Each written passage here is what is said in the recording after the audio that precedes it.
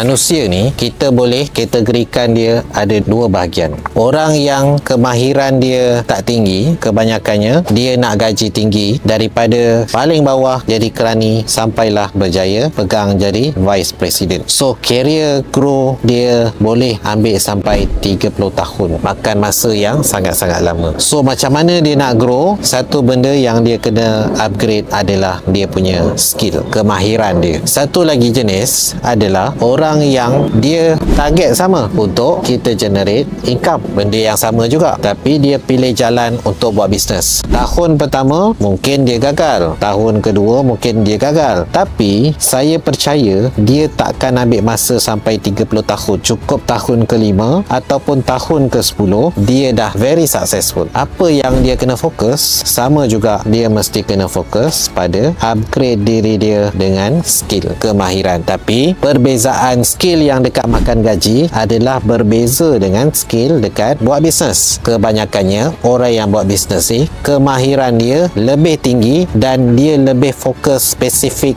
untuk buat duit. Jadi bagi anda yang dalam proses transition daripada makan gaji nak pergi kepada buat bisnes, apa bisnes yang mudah untuk kita develop skill dalam tempoh yang lebih pendek, tak sampai pun 5 tahun, 1 tahun atau 2 tahun anda dah cukup mahir. Jadi anda dapat jimat berapa tahun? Dapat jimat 28 tahun sebelum anda pencen. Bisnes apa yang kita boleh masuk adalah bisnes eBay. Anda kena ada skill buat bisnes dekat eBay. Kenapa? Pertama, eBay ni kita dapat currency dalam dolar. Profit dia 4 kali ganda lebih pantas. Itu yang pertama. Kedua, dia adalah market global. Traffic dia ada 600 juta yang menanti. Ketiga, kita akan masuk dalam pasaran USA. Population kat sana dah sedia menanti 340 juta. Jadi platform eBay ni dia tolong jualkan barang anda masukkan. Skill yang kita kena develop adalah skill pilih produk. Ini saja skill yang anda kena develop. Pilih barang yang demand. Itu sahaja. Memenuhi kriteria HTLR, ambil barang ni, masukkan dalam platform eBay. Setiap bulan anda masukkan 10